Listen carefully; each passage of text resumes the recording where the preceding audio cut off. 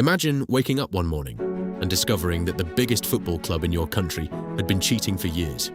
Not with drugs, not by bribing players, but by secretly influencing who would referee their matches. Suddenly, every trophy, every celebration, every championship felt suspicious. Fans began asking one terrifying question: was football ever fair? This is the story of Calciopoli, the scandal that shook the football. In the early 2000s, Juventus were unstoppable.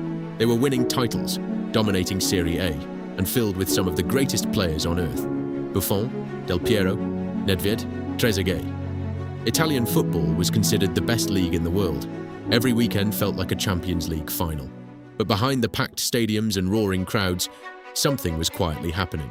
Some clubs noticed strange referee appointments. Critical matches often seemed to have officials who favored certain teams. At first, people dismissed it as coincidence. But then, investigators uncovered something no one expected. Italian police were investigating an unrelated case. During surveillance, they intercepted hundreds of phone calls. Those recordings allegedly revealed conversations between football executives and officials responsible for selecting referees. One name appeared again and again: Luciano Moggi, Juventus's powerful general manager. Investigators claimed he had influence over which referees were assigned to important matches. He wasn't accused of telling referees how to officiate.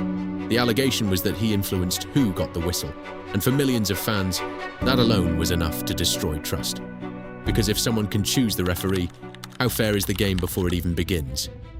When the recordings became public, Italy exploded. Newspapers couldn't print fast enough. Television stations covered the scandal around the clock. Fans protested, sponsors panicked. The reputation of Italian football collapsed almost overnight. Then came the punishment. Juventus was stripped of 2 Serie A titles. One championship was left without a winner, and for the first time in their history, Juventus were relegated to Serie B. Other clubs also received penalties, including points, deductions and sanctions. The biggest club in Italy was suddenly playing second division football. It felt unbelievable. Most people expected the stars to leave. Why would world-class players stay in the second division? Some left, but others made a decision that would define their legacy. Gianluigi Buffon stayed, Alessandro Del Piero stayed, Pavel Nedved stayed, David Trezeguet stayed. World Cup winners, football legends. Instead of walking away, they chose loyalty. Week after week, they played in small stadiums against clubs they had never imagined facing. No Champions League, no glamorous nights, just one mission: bring Juventus back. 1 year later, they did exactly that. The club returned to Serie A, and what began as football's greatest scandal became one of its greatest redemption stories. But the debate never ended. Some believe Calciopoli finally exposed corruption that had existed for years.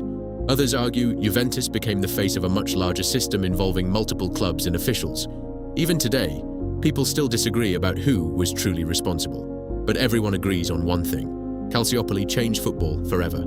Because once fans begin questioning the integrity of the game, every victory feels different. Every referee decision is doubted, and every championship carries a shadow. So here's the question: did Calciopoli save football by exposing corruption, or did it permanently destroy fans' faith in the beautiful game?